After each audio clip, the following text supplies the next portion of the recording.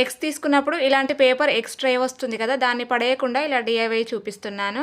ఇలా వీడియోలో చూపిస్తున్నట్టుగా కట్ చేసుకొని దానిపైన కలర్ మార్కర్తో కలర్ అయితే చేసుకోవాలి. మనకు నచ్చిన కలర్ని చేసుకోవచ్చు. కలర్ చేసిన తర్వాత అయితే ఎక్స్ట్రాస్ని కట్ చేసేసుకోవాలి. ఇలాంటి 3 పీసెస్ డిఫరెంట్ కలర్లో తీసుకున్నాను.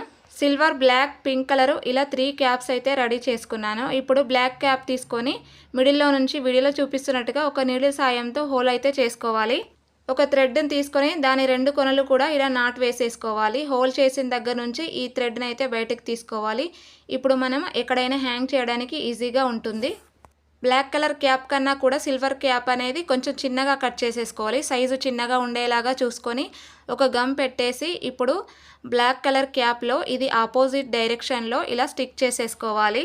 ఇప్పుడు వీడియోలో చూపిస్తున్నట్టుగా పింక్ కలర్ క్యాప్ పైన ఆపోజిట్ డైరెక్షన్లో సిల్వర్ కలర్ క్యాప్ని అయితే స్టిక్ చేసేసుకోవాలి. సిల్వర్ కలర్ క్యాప్ పై బ్లాక్ కలర్ మార్కర్తో ఐస్, మౌత్ డ్రా చేసేసుకున్నాను. అలాగే హెడ్ పైన ఇలా డిజైన్ అయితే డ్రా చేసేసుకున్నాను. చూసారా, చిన్న డాల్ అయితే రెడీ అయిపోయింది. ఎంత క్యూట్గా ఉందో. మీకు నచ్చిందా? నచ్చితే లైక్ చేసి షేర్ చేయండి. మా ఛానల్ని సబ్స్క్రైబ్ చేసుకోండి.